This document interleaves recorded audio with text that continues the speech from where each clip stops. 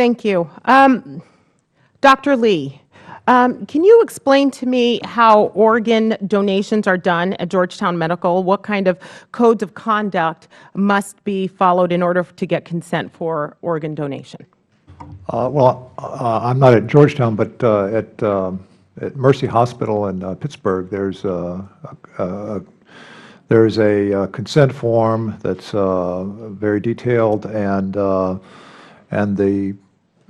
the donation team is separate from any of the doctors who treat the patient, and there has to be a fully informed consent there, and that complete separation. The doctors say, well, the team will come in and they want to talk to you, but they won't.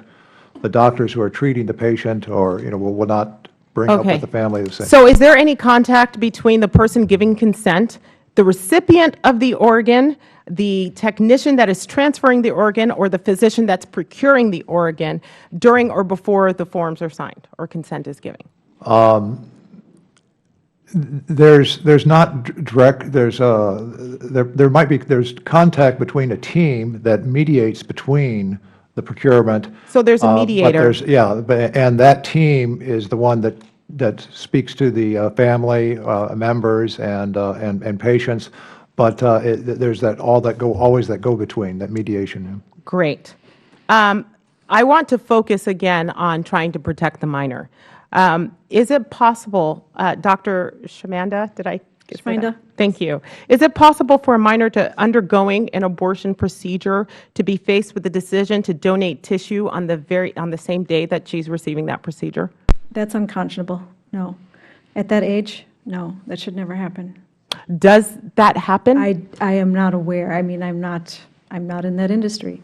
So no, I'm not aware of exactly the procedures followed. Does anyone know if that actually on this panel, if that actually happens the day that the minor is receiving, or the day that anybody is receiving the procedure, that they are faced with donating the tissue on that very day?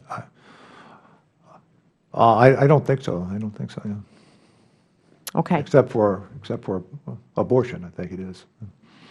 Okay. So from what I understand, there are strict codes of conduct and guidelines for adult organ donations, but there are little to no laws or guidelines protecting minors when giving consent to perform an abortion or giving consent to have a child's tissue donated. Again, I'm coming at this looking at my 14-year-old and seeing what it was like for her to have an ACL surgery and how frightened she was.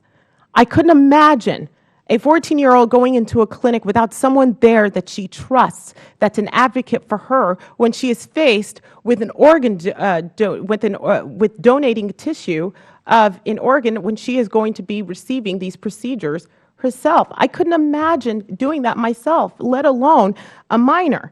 I'm trying to ask, who is there to actually protect that minor when they're going in to have these procedures? Who is there on her side? The last thing I want to say is that there are times in our history in this country that we thought the behavior and the terrible treatment of some human beings were okay. Throughout our history, we had the opportunity to look back and say we were wrong. I am here because we've looked back at behavior that we thought was unethical and we changed it. Boy, I hope that we live in a country where we can look at the history and say the treatment of an unborn child is unethical. The treatment of a minor that is going in to receive some of these procedures should have someone on their side. And I hope that we live in a country where we can look back and we can change some of those things. I would not be here if we didn't have people making that courageous decision. I hope that we in this country are able to stand up and say the treatment is unethical. We're going to change it.